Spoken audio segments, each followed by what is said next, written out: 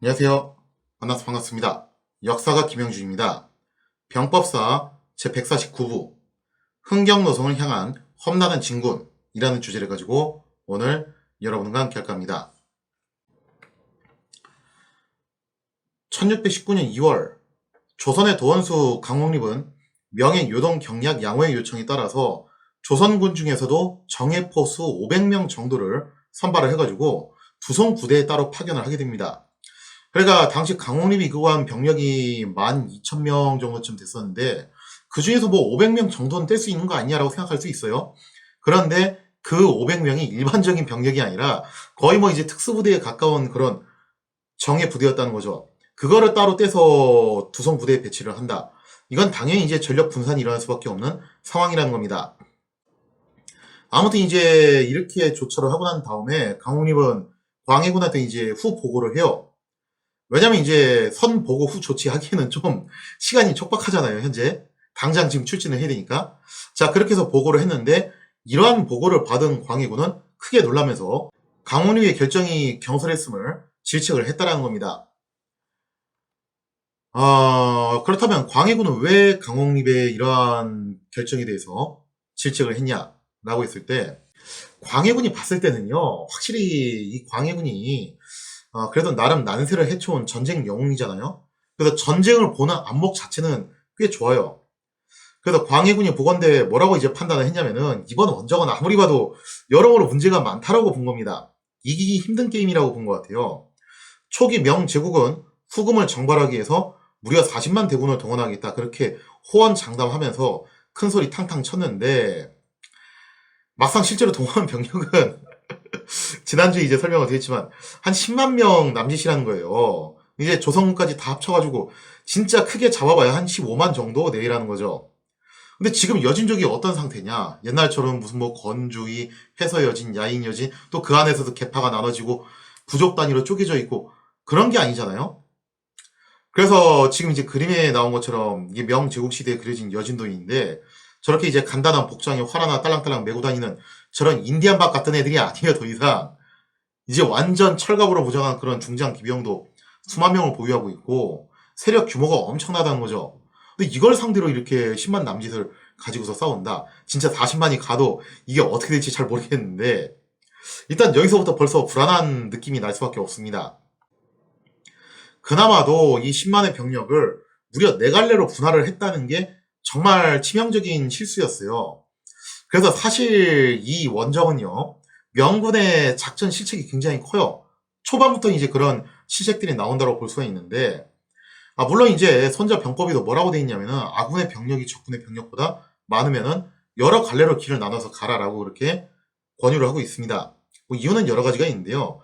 일단, 10만이나 되는 대군이 한쪽 길로만 갈 수가 없어요. 일단 그거는 확실하고, 그 다음에 또 이제, 여러 갈래로 길을 나눴을 경우에 장점이 뭐냐? 예를 들어서 뭐 이제 A 루트로 가는 부대가 진군이 저지가 됐다. 그랬을 경우에 B 루트로 가는 부대가 계속 진격을 해가지고 새로운 돌파구를 만들 수도 있다라는 거죠. 그래서 이런 것 때문에 이제 여러 갈래로 이제 나갈 것을 권유를 한 건데 그래도 이 10만 가지고서 사로 병진을 하는 거는 좀 너무 나는 감이 없지 않아 있다라는 거죠. 왜냐면은 당시 후금군의 총 전력이 대략 한 6만 명 남짓으로 보고 있어요. 그러면 이 사로 병진을 하게 될 경우에 10만 명을 가지고서 한 갈래당 평균 한 3만 명이 좀 안 되는 수준이라는 얘기인데 어떻게 되냐 이렇게 되면 그죠? 아니 이게 하나씩 공격을 당하면은 각격파 당할 수밖에 없는 그런 구조라는 거예요. 그래서 네 갈래가 아니라 한 세 갈래나 두 갈래 정도로 갔으면 적당할 뻔했는데 네 갈래는 이거 좀 너무 많이 나눈 거라는 거죠. 더군다나 이 사로 병진을 한다 하더라도 어느 지점에서 이제 합류를 해야 되는데 그 합류 포인트가 흥경 노선에서 너무 가까운 지점으로 또 잡아요. 그래서 이렇게 너무 가까운 지점으로 잡게 되면은 합류하기도 전에다 각계의 공격을 당할 확률도 상당히 있다라는 거죠. 거기다 또 이제 문제가 뭐냐면은 각 부대를 이끌고 있는 명군 지휘관들이 계급도 되게 비슷합니다. 대체로 이제 총병급들이 이제 이거를 맡게 되는데 또 서로 사이도 안 좋아요. 이게 정말 치명적인 문제였다는 거죠. 사실 광해군이 전쟁하면서 많이 봤을 거 아니에요. 명군 장들 사이에서 서로 사이 안 좋고 알력 다툼 있고 당시 이제 조선에 파병했던 명군들도 그랬잖아요. 이제 요동 군벌이냐 아니면 절강군 출신이냐 그거 가지고 싸우고 또 같은 남반군 사이끼리도 뭐 서로 자기들끼리 별로 좀 사이 안 좋은 경우도 많아요. 대표적으로 뭐 순천외성 전투 때 유정하고 진린 계속 이제 티격태격 거리고 그랬잖아요. 그런 광경을 광해군은 다 봤을 거예요. 그래서 이게 불안하죠. 이거 보니까 지금 사로병진 하는 장군들이 계급도 다 어슷비슷한데다가 또 심지어 막 사이가 안 좋은 사람들도 끼어 있고 그런데 물론 이게 임진왜란 당시 개전 초기에 한정해서 한 얘기지만 가토 고니시의 그 시너지 효과처럼 경쟁 의식을 불태우는 그런 걸로 나올 수도 있겠지만 자칫 잘못하면은 원균 이순신처럼 그렇게 파국적인 결과가 나올 수 있다라는 거죠. 그래서 야전에서 이거를 갖다가 좀 어떻게 잘 다독일 만한 사람이 필요한데, 물론 이제 명예, 요동, 경략, 양호가 이걸 총괄 지휘를 하지만, 양호는 심양에 눌러앉아 있기 때문에, 막상 이제 현장에서 이걸 갖다 정확하게 통제를 할 수 있는 사람이 부재한 상황이라는 거죠. 그래서 야전 지휘관이 없는 상황이에요. 그래도 정유재란 당시에는 양호가 총괄 지휘라고는 하지만, 야전에서 이제 명예, 제동, 마기가 이걸 또 했거든요. 근데 그런 위치에 있는 사람이 여기는 없어요.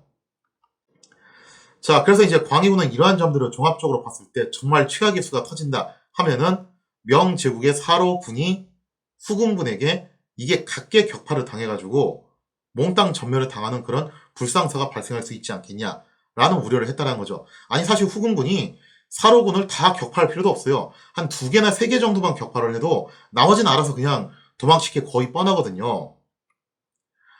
자, 그래서 광해군은 이렇게 패배할 가능성이 높은 전투에 조선군을 보내는 것도 불안한 상황인데, 가뜩이나 지금 이거 불안한 배팅을 한 건데, 여기서 다시 또 조선군을 분할을 해가지고 배치를 한다.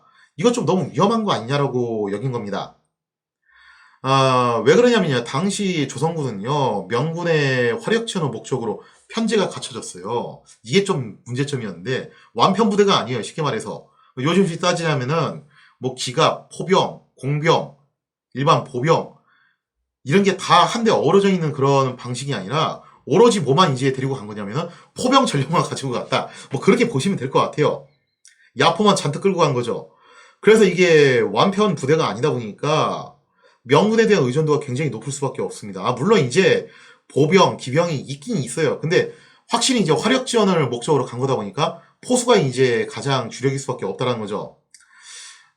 게다가 이제 조선군이 제대로 실력을 보일 수 있는 것도 어디까지나 조선군 내에서 이제 편지가 짜여져 있을 때 이야기인데, 이게 생판 처음 보는 부대에 들어가가지고 얼마나 또 이제 잘 싸우겠냐라는 그런 의문도 들 수밖에 없죠. 그런데 하필이면 그 중에서도 정예 포수들만, 가장 알짜배기 노른자 그 정예 포수들만 따로 출연해가지고 병력을 분할한다. 이거는 조선군의 전력을 감소시킬 수 있는 요인으로 볼 수밖에 없다라는 겁니다. 무엇보다도 광해군은 이 점이 굉장히 불만스러웠던 것 같아요. 어떤 점이 불만스러웠냐? 강홍립이 지나치게 명군 지휘부에 이거 휘둘리고 있는 거 아니냐? 이런 점들은 이제 좀 광해군은 불만스럽게 생각을 했던 겁니다. 그래서 사례를 보면 이렇게 돼 있죠.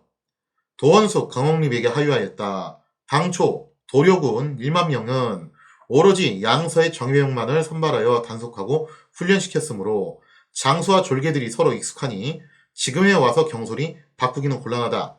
중국 장수의 말을 그대로 따르지만 말고 오직 패하지 않을 방도로 강구하는데 힘쓰라. 여기서 굉장히 중요한 문구가 나오는데 광해군이 이제 이런 불만을 표시를 한 거예요. 야, 쟤들이 시킨다고 해서 시킨 대로 다 하지 말고 어떻게 해라.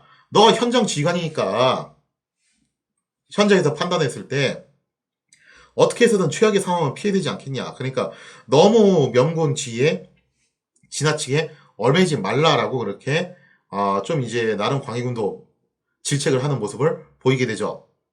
근데 사실 광해군 말은 좀 문제가 있어요. 왜 그러냐면은 애초에 조선군은 완편 부대가 아니고 유정 부대에 합류를 해가지고 같이 꼭 붙어 다녀야 돼요. 여기서 독자적인 지휘권을 어떻게 행사하냐 이거죠. 말이 안 되잖아요. 정말 독자적인 지휘권을 행사하고 싶었으면은 저는 이게 좀 아쉬운데 차라리 이거 갈 수밖에 없는 거니까 좀 잠깐 토목공사 중단하고 국력을 좀 더 기울여가지고 아예 더 대규모 병력을 파병을 해서 그냥 한쪽 방면 전선을 조선군이 맞는 거예요. 그렇게 되면 좀 더 문신의 폭이 생기지 않을까 하는 그런 아쉬움을 저는 옛날부터 얘기를 했거든요, 이 부분을. 근데 하여튼 뭐 역사라는 게 만약이라는 게 없는 거고, 이것도 뭐 어떻게 보면 결과론적인 생각이기 때문에. 다만 이제 광해군도 뭐 요 정도는 알았던 것 같아요. 뭐 강홍립이 진짜 자기 마음대로 할 수 있는 상황은 아닐 것이다.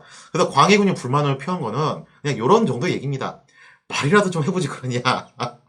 그렇게 뭐 협상도 안 하고 덜커덕 하는 건 좀 너무 없어 보이지 않냐. 한 그 정도 수준의 이야기였어요. 광해군이 얘기했던 거는. 그래서 뭐 강홍립 입장에서 뭐 별다른 방법이 없죠. 왜냐면 지금 강홍립 부대는 유정 부대에 예속되어 있는 상황이고, 그러다 보니까 철저하게 여기에 함께 맞춰가지고 움직이게 되는 그런 상황입니다. 그러니 여기서 뭐 명분이 예스라고 했을 때 강홍립이 노라고 대답할 수 있는 권한이 본인은 없잖아요. 따지고 보면은. 그래서 이러한 상황 속에서 명군 장수대의 지시를 함부로 거스르기도 힘들었고, 독자적인 작전은 더더욱 불가능한 상황이다 보니까 강홍리 입장에서는 이거는 어쩔 수 없는 선택이라고 봐야 하는 게 좀 더 합리적인 해석이 되겠습니다.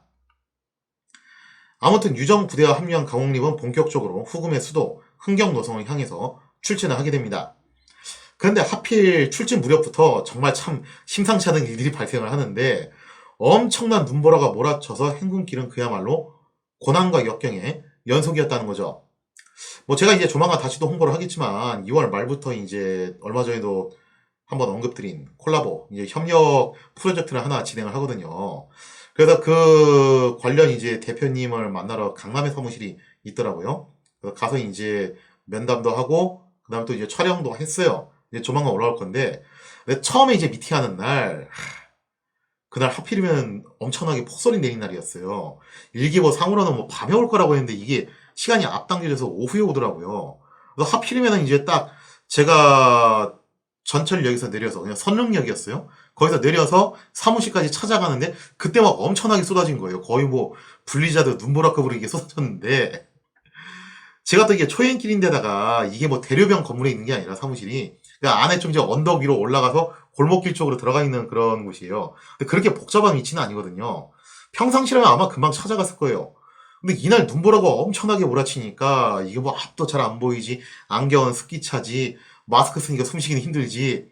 그래서 뭐 언덕길 올라가면서 지도를 보려고 해도 이게 눈 때문에 자꾸 스마트폰이 젖어가지고 뭘 제대로 보기도 힘든 거예요. 그래서 그날 거기서 엄청 헤맸어요. 한 30분을 헤맸는데 사실 엎어지면 커다란 위치에 있었거든요. 그거. 근데 골목길 한번 잘못 들어가는 바람에 제가 미팅 시간을 한 30분 늦은 그런 경험이 있어요. 그러니까 이렇게 엄청난 양의 눈보라가 몰아치면은 이거 그야말로 왕자증이죠. 이게 사람이. 자, 이렇게 기상이 좋지 않은 상태인데도 불구하고 좀 무리하게 강행군까지 하게 됩니다. 그러다 보니까 병사들의 체력은 쉽게 고갈될 수밖에 없었고, 또 군복과 병장기가 젖어가지고 그야말로 꼴이 말이 아니게 되었다는 거죠. 자, 관련된 내용을 사례를 통해서 살펴보도록 하겠습니다. 김경서가 이제 부원수로 참전을 했죠. 신은 앵하청으로부터 행군하였는데 눈보라가 거세게 휘몰아쳐서 삼군이 눈을 뜰 수 없었고, 산 골짜기가 깜깜해져서 지척도 분간할 수 없었습니다. 고생하다가 날이 저문 뒤에 진을 치게 됐습니다. 당시 이제 얼마나 상황이 안 좋은지를 갖다가 정말 적나라하게 보여주는 한 토막의 사료라고 볼 수가 있겠죠. 더 큰 문제는, 아니 그러면 여기서 좀 이제 눈보라가 그칠 때까지 어디 그래도 피신할 만한 곳에 들어가가지고 대기하고 있다 가거나 그러면 될 것 같은데, 유정이 또 지나치게 행군을 서두르고 있었다는 거예요. 그래도 쉴 틈을 주질 않고 그냥 계속 밀어붙이는 거예요. 행군을 갖다가. 그러다 보니까 또 어떤 문제가 생기냐면은 가뜩이나 지금 조선 측은 보급품 준비하는 게 좀 간당간당했어요. 근데 그거를 나라 밖으로, 그것도 이런 험로를 돌파해 가면서 운송을 해줘야 되잖아요. 그게 상당히 이제 난관이었는데, 상황이 이렇게 되다 보니까 기상까지 악화되다 보니까 제때 보급을 주기가 상당히 어려워졌다는 거죠. 그래서 도원석 강홍립이 지금 너무 곤란한 상황이 처해지게 되니까 유정을 찾아가가지고 물어봐요. 도대체 왜 이렇게 행군을 서두르십니까? 조금 천천히 가면 안 되겠습니까? 그럴 때 이제 유정이 뭐라고 얘기를 하냐면은 속내를 털어놓는데, 솔직하게 내가 강장군한테 얘기를 하겠어. 어떤 얘기냐? 지금 명군의 사로진군은 서쪽 방면에 병력이 집중돼 있다. 그래서 이제 마치 포크처럼 찔러 들어간다고 그랬죠? 그 다음에 동쪽 방면, 우리 입장에서 이제 남쪽이라고 봐야 되는데, 어쨌거나 이제 동쪽 방면은 자신과 조선군 뿐이라는 거예요. 우리 뿐밖에 없다. 그래서 이거 진짜 재수 없으면은 고립무원 상태가 될 수도 있는 그런 처지다라고 솔직한 이야기를 일단 털어놓기 시작합니다. 그러면서 아울러서 유정은 뭐라고 얘기하냐면은 내가 사실 명예유동 경량 양호하고 좀 사이가 별로 좋지 않은데 그런 관계로 아마 양호가 고의적으로 나를 갖다가 물먹이려고 이렇게 동쪽에다가 조선군하고 같이 덩그러니 배치를 한 것 같다라는 그런 이야기를 해요. 자, 사례의 내용을 살펴보면 이렇습니다. 신홍립이 가서 도덕을 만나보고 동쪽 방면의 군대가 매우 고립될 텐데 대인은 왜 군대를 요청하지 않습니까? 하고 신이 물었더니 그러니까 서쪽 방면은 삼로로 진군하는데 동쪽은 하나밖에 없잖아요. 근데 왜 이런 식으로 가냐? 하려면 뭐 2대2로 비율을 맞추던가 그래야 되는 거 아니냐? 그렇게 이제 물어봤던 것 같아요. 자, 그랬더니 이제 말하기를 양대인과 나는 전부 다 사이가 좋지 않았으므로 반드시 내가 죽기를 바랄 것이고 나도 나라의 큰 은혜를 입었기로 죽기로 작정하였다 하였습니다. 그러면서 이런 충격적인 이야기를 한 거예요. 사실은 내가 총사령관인 양호하고 사이가 안 좋다. 그래서 그 양반이 나 아마 골로 보내려고 일부러 이런 것 같다. 강홍림이 이 얘기 듣고서 이제 멘붕에 빠지는 거죠. 이거 도대체 어떤 상황인가 싶은 거예요. 자, 이어서 보면요. 그래서 강홍림이 이제 또 이렇게 물어봐요. 신이 왜 이렇게 빨리 전진하는 겁니까? 하고 물었더니 병가의 승사는 오직 천시와 지리를 얻고 인심을 다른 데 있을 뿐이다. 날씨가 아직 추우니 천시를 얻었다고 할 수 없고 도로가 질척거리니 지리를 얻었다고 할 수 없지만 내가 병권을 잡지 못하였으니 어떻게 하겠는가 하고 답하였는데 무척 기분이 나쁜 기색이었습니다. 그러면서 이제 유정이 뭐라고 얘기하냐면은 만약에 나한테 군권이 있었으면은 내가 이렇게 무리하게 행군을 했겠냐. 나름 페이스 조절을 했을 텐데 지금 나한테 아무런 권한이 없으니 내가 뭘 어떻게 하냐 하면서 그렇게 탄식을 했다라는 거죠. 따지려면 뭐 양호한테 가서 따지라 뭐 이런 뉘앙스인데 심지어 이제 유정 부대는 또 이렇다 할 화포도 갖춰져 있지 않은 상태였어요. 사실상 모든 화력을 조선군에게 의존하고 있는 그런 실정이었죠. 그러니까 유정 부대도 그렇고 조선군도 그렇고 완편 부대가 아닌 거예요. 쉽게 말해서 서로 반쪽짜리 부대 갖고 와가지고 합체 로봇처럼 움직이는 그런 실정인데 이러한 꼴을 본 도원수 강홍립 진짜 뭔가 사태가 심상치 않게 돌아간다는 것을 깨달았지만 여기서 뭐 자신이 할 수 있는 일은 아무것도 없었죠. 그래서 사료에 보면 이렇게 이제 수레를 하고 있습니다. 신들이 그 진영에 가서 보니 기계가 허술하고 대포와 화기도 없었으며 오직 우리 군사들을 믿고 있었을 뿐이었습니다. 하였다. 그러니까 이게 진짜 웃긴 게 처음에는 명분이 나만 믿고 따라와. 내가 다 할 테니까 너네는 뒤따라와서 주워 먹기만 하면 돼. 그렇게 말을 해놓고 막상 전쟁 나니까 나 믿어요. 조선군 믿어요. 우린 너네만 믿을게. 이렇게 돼버린 거예요. 그러니 강홍림 입장에서 얼마나 이게 황당하겠어요. 결국 강홍림이 이끄는 조선군은 마치 독축장에 이끌려가는 소라도 되는 것처럼 별다른 대안이 있나요? 그죠? 그냥 뭐 유정 부대에 이끌려서 점차 후금군 영토 깊숙한 곳으로 들어가게 됩니다. 이렇게 해서 이제 뭐 호랑이 굴로 들어가게 되는 거죠. 설상가상으로 이 판국의 명예유동 경량 양호는 유정 부대하고 조선 부대 행군 속도가 느리다면서 계속 독촉을 해요. 너네 왜 이렇게 행군 속도 느리냐? 다른 부대는 벌써 어디까지 왔다는데 왜 너네만 느려? 그래서 이제 양호가 감독관을 한 명 파견을 하는데 그게 우승은이라는 인물입니다. 또 이 사람이 와가지고 막 이제 엄청 다그치는 거죠. 근데 직접 칼을 뽑고서 뒤처지는 병사들은 베겠다. 그렇게 막 이제 공갈 협박, 으름장을 늘어놓으면서 닥달을 하는 통에 조선군은 뭐 이제 쫓기듯이 행군을 할 수밖에 없었다라는 겁니다. 결국 강홍림은 행군 속도를 높이기 위해서 뭐라고 하냐면은 병장기 일부를 버리라고 지시를 해요. 이제 점점 이제 상황이 안 좋아지는 거죠. 그렇게 해서 이제 몸을 가볍게 해서 행군 속도를 높일 수밖에 없다. 그렇게 판단을 하게 되는데 이게 병장기를 버리면 당장은 좋을 수 있겠지만 나중에 이거 뒷감당을 어떻게 하려고 그래요. 이게 고구려하고 수제국의 전쟁에서 우주문, 우문술이 이끌었던 30만 별동대가 이런 식으로 강행군을 한 거잖아요. 그 결과가 얼마나 참담했는지를 우린 다 알고 있잖아요. 그러니 강홍립이 이게 걱정을 안 할 수가 없는 상황이죠. 자, 힘겹게 직문하던 조명연합군은 얼마 후에 우모령이라는 고개에 당도를 하게 됩니다. 이 우모령은 지세가 굉장히 험준할 뿐만 아니라 여기에는 이제 소수의 후금군 수비대가 주둔을 하고 있었어요. 그래서 후금군이 세 겹으로 장애물지대를 설치를 하고서 여기서 버티고 있었다는 거죠. 자, 그래서 여기를 돌파해야 되는 상황이다 보니까 이제 이쪽 방면에 조명연합군은 진군 속도가 더욱 느려질 수밖에 없었다라는 겁니다. 아무튼 조선군은 본국에서 가져온 식량이 이제 완전히 바닥이 나버렸습니다. 한 열흘쯤 지난 시점인데 이제 갖고 온 건 다 바닥난 거예요. 그럼 새로운 이제 보급이 와야 되는데 그게 당도를 안 하고 있다는 거죠. 그래서 그게 어떤 사태가 발생하냐면은 이 근처에 살고 있던 여진족들이 자기 이제 부락을 비우고서 이제 다 여기저기 흩어져서 도망갔거든요. 그래서 여기저기 산지에 있는 여진 부락을 찾아내서 땅을 파내서 왜 그럴 때 보통 이제 식량을 이렇게 숨겨놓고 하잖아요. 근데 그거를 갖다 찾아내서 주워 먹어야 되는 그런 지경까지 이르게 되었다라는 거죠. 그야말로 이제 최악의 상황에 직면을 하게 된 건데, 자, 지금 강홍림이 처한 상황 정말 좋지 않습니다. 날씨 안 좋죠. 길 험하죠. 그 다음에 보급 지금 엉망이죠. 군의 사기는 곤두박질 쳤지. 독자적인 작전권은 없지. 명분은 자꾸 무대뽀로 강행군 밀어붙이지. 이런 상황에서 지금 후금의 영토 깊숙한 곳으로 계속 끌려 들어가고 있는 상황인데, 앞으로 이제 조선군의 운명은 어떻게 될 것인가? 자, 거기에 이제 설명하기 앞서서 사실 강홍립 그 본진보다도 어디가 먼저 위기를 맞이하냐면은 이거 의외로 이제 교과서에서도 서술을 좀 잘 안 하고 사람들이 잘 모르는 부분인데 그 500명 정도의 정예포수들을 따로 떼가지고 두성부대에 배치를 했다고 그랬잖아요. 여기에 파견된 조선군들이 먼저 위기를 맞이하게 됩니다. 자, 그러면서 이제 조선군이 이 위기를 어떻게 극복을 해 나가는 것인가? 거기에 대한 이야기는 다음 시간에 이어서 계속하도록 하겠습니다.